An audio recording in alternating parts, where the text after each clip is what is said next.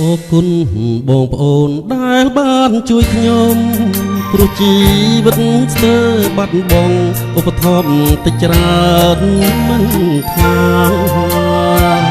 ដោយទឹកចិនស្មោះដល់ខ្ញុំជីចិនពីកាជុំងើឈឺជាប់ច្រើនសាស្ទើរបាត់សង្ខារទៅហើយសូមអរគុណព្រៀងដែលត្រាស់បំភ្លឺមនុស្សលោកកើតមកត្រូវធ្វើជាអំពើកាំងរណាឆ្លើយជូនពរបងប្អូនជួបសុខសប្បាយគៀងកាយចាងឆ្ងាយរោគជាបានស្បាយជីវិតរស់ដោយសុខស្រួលស្រ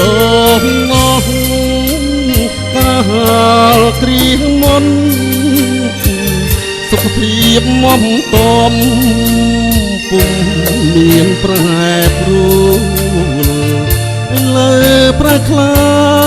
ยរាងកាយដែកដួលដួងចិត្តរំជួលតើផលកម្មឬអ្វី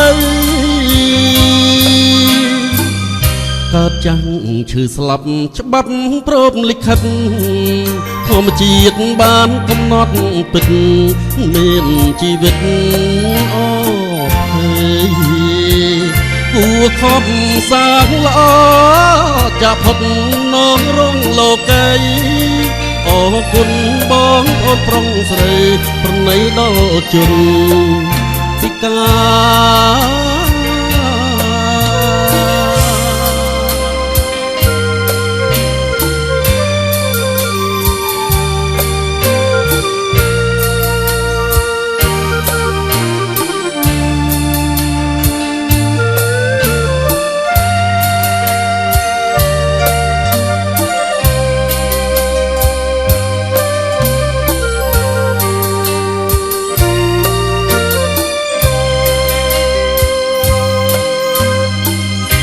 កើតចាំងឈឺស្លាប់ច្បាប់ព្រមលិខិតធម្មជាតិបានកំណត់ពិតមានជីវិតអភ័យគួរខំសាងល្អចាផុតនងរងលោកីអរគុណបងប្អូនប្រុងស្រីប្រណីដល់ជនពិការ